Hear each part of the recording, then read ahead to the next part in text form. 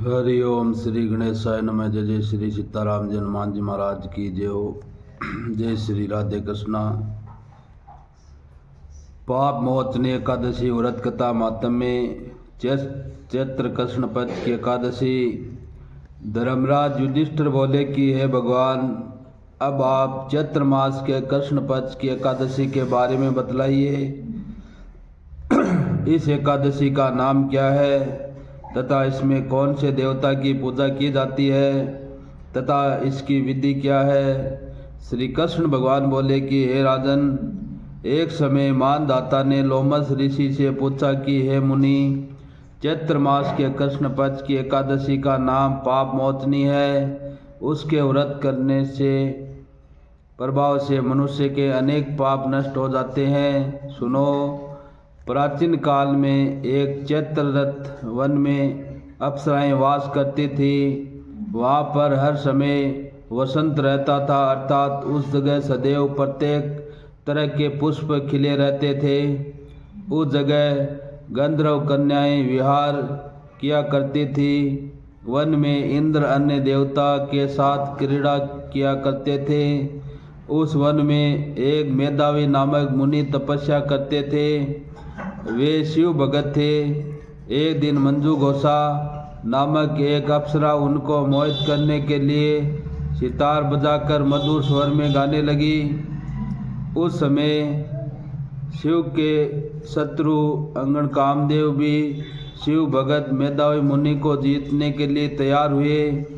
कामदेव ने उस पर सुंदर अप्सरा के भ्रूण का धनुष बनाया, कटाक्ष को उसकी प्रचंडता डोरी बनाई, उसके नेत्रों को उस मंजू घोषा अप्सरा का सेनापति बनाया। इस तरह कामदेव अपने शत्रु भगत को जीतने को तैयार हुआ। उस समय मेधावी मुनि भी युवा तथा हष्टपुष्ट थे। उन्होंने यज्ञोपवीत तथा दंड धारण कर रखा था। वे दूसरे कामदेव के समान प्रतीत होते थे। उस मुनि को देखकर कामदेव के वश में हुई मंजू घोषा ने धीरे धीरे मधुर वीणा से वीणा पर गाना शुरू किया। तो मेधावी मुनि भी मंजू घोषा के मधुर गान पर तथा उसके सौंदर्य पर मोहित हो गए। वह अप्सरा उस मुनि को कामदेव से पीड़ित जानकर उसे आलिंगन करने लगी। वह मुनि उसके सौंदर्य पर मोहित होकर शिव रहस्य को भूल गए और काम के वशीभूत होकर उसके साथ रमण करने लगे। उस मुनि को काम के वशीभूत होने के कारण उस समय दिन रात्रि का कुछ भी ध्यान न रहता और बहुत समय तक रमण करते रहे।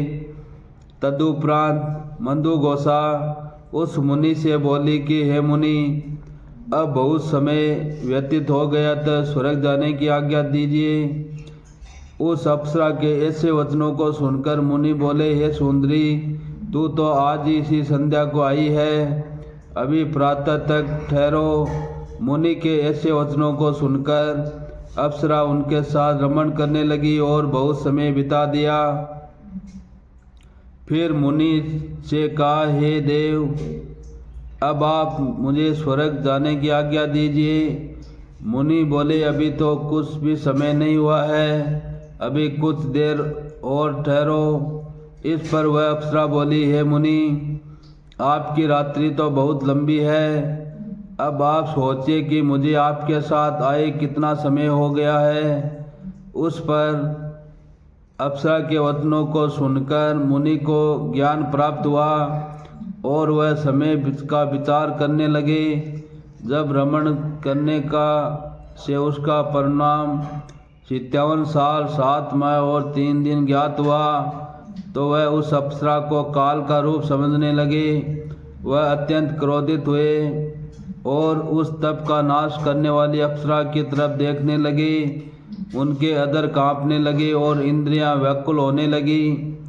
तब मुनि उस अप्सरा से बोले, रे दुष्टे, मेरे तप को नष्ट करने वाली तू अब मेरे श्राप से पिशाचनी हो जा। तू महान पापिनी और दुराचारणी है। तुझे धिक्कार है। उन मुनि के क्रोध युक्त श्राप से वह पिशाचिनी बन गई। तब वह बोली, हे मुनि, अब मुझ पर क्रोध को त्याग कर प्रसन्न हो जाओ और इस श्राप का निवारण कीजिए। विद्वानों ने कहा है, साधु के संगत से अच्छा फल देने वाली है, इसलिए आपके साथ में मेरे तो बहुत वर्ष व्यतीत हुए हैं, अतः आप मुझ पर प्रसन्न हो जाइए। तब मुनि को कुछ शांति मिली और उस पिशाचिनी से बोले, री दुष्टे, तूने मेरा बड़ा बुरा किया है, परंतु फिर मैं तुम्हें श्राप से छूटने का उपाय बतलाता हूँ। चैत्र कृष्ण पक्ष की जो पाप पहुँचने एकादशी है, उस एकादशी का व्रत करने से तू पिशाचिनी देह से छूट जाएगी। इस प्रकार मुनि ने उसको समस्त विधि बतला दी और अपने पापों से प्रायश्चित के लिए अपने पिता च्यवने ऋषि के पास गए। च्यवने ऋषि अपने पुत्र मेधावी को देखकर बोले, रे पुत्र, ये तूने क्या किया? तेरे समस्त तप नष्ट हो गए हैं। मेधावी बोले, हे पिताजी, मैंने बहुत बड़ा पाप किया है और अब पाप से छूटने का उपाय बतलाइए। तब च्यवने ऋषि बोले, हे तात, तुम चैत्र कृष्ण पक्ष की पाप मोचने एकादशी का विधि तथा भक्तिपूर्वक व्रत करो, इससे तुम्हारे समस्त पाप नष्ट हो जाएंगे। पिता के वचनों को सुनकर मेधावी ऋषि ने पाप मोचने एकादशी का विधि पूर्वक उपवास किया। उसके प्रभाव से उनके समस्त पाप नष्ट हो गए। मंजू घोषा अप्सरा भी पाप मोचने एकादशी का व्रत करने से पिशाचिनी की देह से छूट गई और सुंदर रूप धारण करके स्वर्गलोक को चली गई। लोमस मुनि बोले, हे राजन, इस पाप मोचनी एकादशी के प्रभाव से सब पाप नष्ट हो जाते हैं। इस एकादशी की कथा के स्वर्ण व पढ़ने से 1000 गोदान के फल मिलता है। इस व्रत के करने से ब्रह्म हत्या करने वाले, स्वर्ण चुराने वाले, मगपान करने वाले, अगम्य गमन करने वाले आदि के समस्त पाप नष्ट हो जाते हैं और अंत में स्वर्गलोक को जाते हैं। इति पाप मोचनी एकादशी व्रत कथा। बोलो श्री विष्णु भगवान की जय हो, लक्ष्मी मैया की जय हो, शंकर भगवान की जय हो, माता रानी की, ब्रह्मा जी महाराज की जय हो, सरस्वती मैया की जय हो, अपने अपने कुल देव इष्ट देव की जय हो, कृष्ण कन्हैया लाल की जय हो, राधे प्यारे की जय हो, श्यावर राजा रामचंद्र भगवान की जय हो, लक्ष्मण भरत सत्य हनुमान जी महाराज की जय हो, अवधपुर धाम की जय हो, पवन सुत हनुमान की जय हो, अंजनी के लाल की जय हो, श्री संकट मोचन महाबली हनुमान जी की जय हो, श्री मेहंदीपुर बालाजी की जय हो, श्री सालासर बालाजी की जय हो, श्री डूंगर बालाजी की जय हो, श्री तिरुपति बालाजी की जय हो, श्री बागेश्वर बालाजी की जय हो, श्री इच्छापूर्ण पंचमुखी बालाजी धाम की जय हो, लड्डू गोपाल की जय हो, साड़ग्राम जी ठाकुर जी महाराज की जय हो, श्री बालाजी के 12 नाम हनुमान नंदनी सुत वायु पुत्र महाबल रामेश फाल्गुन सका पिंगा समितिकम उद्दिकमण सीता सोगनाशक लक्ष्मण प्राणदाता 10 गिरी उदरपा। ओम नमः पार्वती पदे हर हर महादेव शिव शंभु। ओम शांति शांति शांति।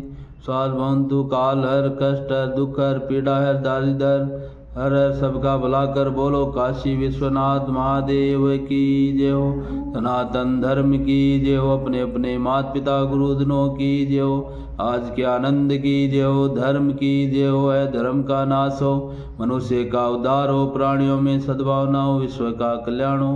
वंदे गौ मातरम। भारत माता की जय हो, गंगा मैया की जय हो, सरयू मैया की जय हो, नर्मदा मैया की जय हो। जय श्री राम, जय जय श्री राम, राम राम सा खम्मा गणी सा गणी गणी खम्मा सा।